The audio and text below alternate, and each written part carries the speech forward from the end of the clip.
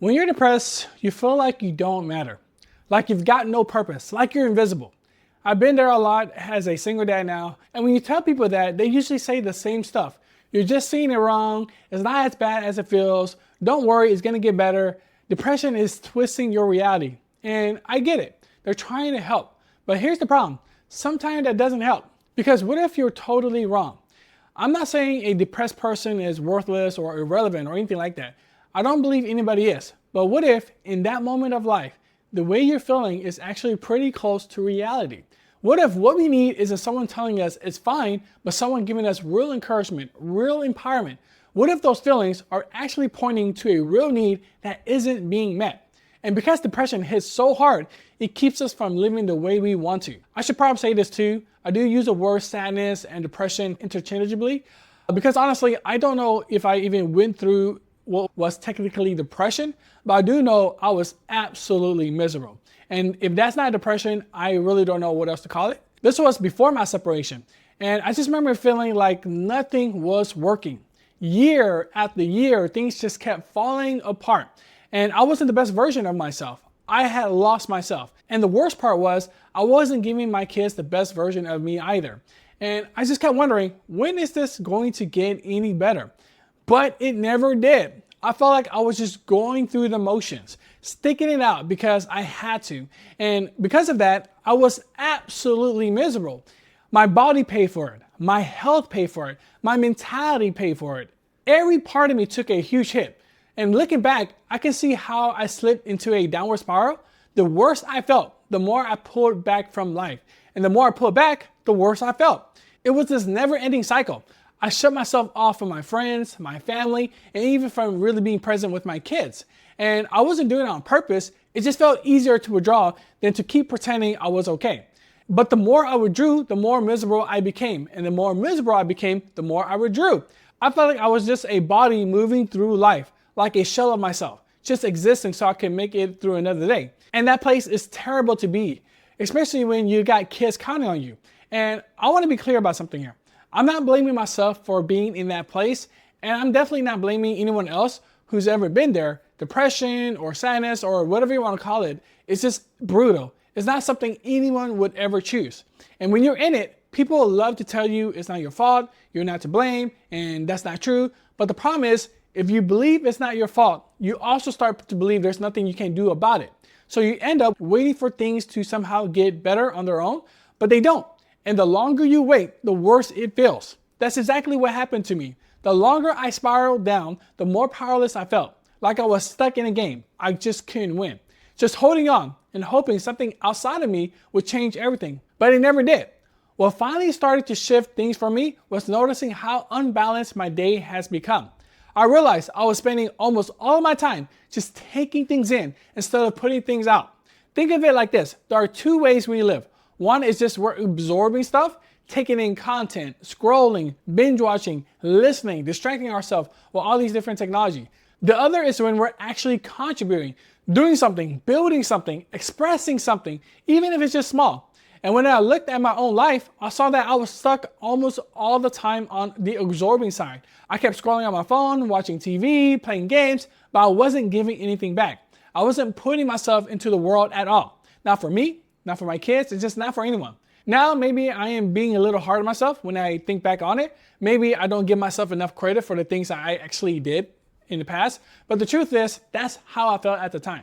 And that feeling shaped how I live. And just to be clear, contributing doesn't mean you have to do something huge. It's not about starting a business, writing a whole book, or posting videos like I do now. It can be something simple, like cooking a meal for your kids instead of ordering out, connecting with a friend, taking kids outside to play even when you're tired, or just journaling your thoughts so that you're not stuck swirling in your head. That's contributing. That's you putting something of yourself back into the world. Absorbing, on the other hand, is easy. It's picking up your phone and just scrolling for hours. It's binging shows until midnight. It's zoning out to avoid the hard stuff. And trust me, I did a lot of that, but the more I absorbed and the less I contributed, the worse I felt. Like the spark inside of me was getting smaller and smaller every day. And the truth is, being stuck on the absorbing side made everything worse. Because when all you do is take in things, you start to lose your sense of purpose. And I didn't feel like me anymore. I felt like I was just blending in with the noise of the world, like nothing I did mattered. And as a single dad, that feeling cut deep because I wanted to show up strong for my kids. But instead, I felt like I was a ghost in my own life, like I was there physically, but not really there. And the longer I stayed in that place, the more miserable I became. It was like that every day. I was just disappearing a little more, just existing instead of living. And that emptiness kept feeding on itself. Another reason being stuck in absorbing mode was so brutal is because honestly, the world is messed up. For a long time, I thought that was just my sadness talking. Like maybe I was just being too negative, or even now when I feel better, I can still see it. The world is just a tough place. And we are constantly absorbing all of it. It weighs you down. Scrolling through the bad news feed, comparing yourself to fake highlight reels on YouTube, watching everyone else look like they got it together while you're struggling to keep your head above water. I look at other families, other dads, and think, man, I'm not even close to where I should be. And the more I took in, the worse I felt about myself. It wasn't just depression twisting thing. It was me drowning in all of these noise. And because I wasn't putting anything back out there, I had no anchor, no balance, just a constant stream of things making me feel smaller and smaller. When I look back at that season of my life, I say about 80% of my time was just spent absorbing. And I don't mean in a healthy way. Most of it was me distracting myself, scrolling, watching random stuff, and playing too many video games. That was a huge escape for me. But the more I absorbed, the less I contributed. I wasn't really building anything. I wasn't growing. I wasn't showing up the way I wanted to for myself or for my kids. And it's no wonder I felt miserable. I was living in a way where I felt invisible. Not invisible to my kids. They still saw me as their dad. But inside, I didn't feel like I was living. I was just surviving, going through the emotions, letting days slip by. And every time I leaned more into distractions, the worse I felt about myself. And it's sad to admit this, but the real shift didn't happen until after my separation. That was when things finally started to turn around for me. Almost right away, my health started improving. The constant headaches I had, gone. The stomach pains I carried around, they cleared up fast. It was like my body finally had room to breathe. And with that came focus. I was able to put more energy into work, and within 6 months of being separated, I got a promotion. I haven't felt that kind of momentum in years. I also started picking up better habits, journaling every day, meditating, just small things at first, but they gave me clarity. And slowly, I started to feel like myself again. I got my confidence back. I got my ambition back. I felt like I was finally building something instead of just surviving. Looking back, the biggest difference was that I stopped living almost entirely in the absorbing mode and started putting myself back into life.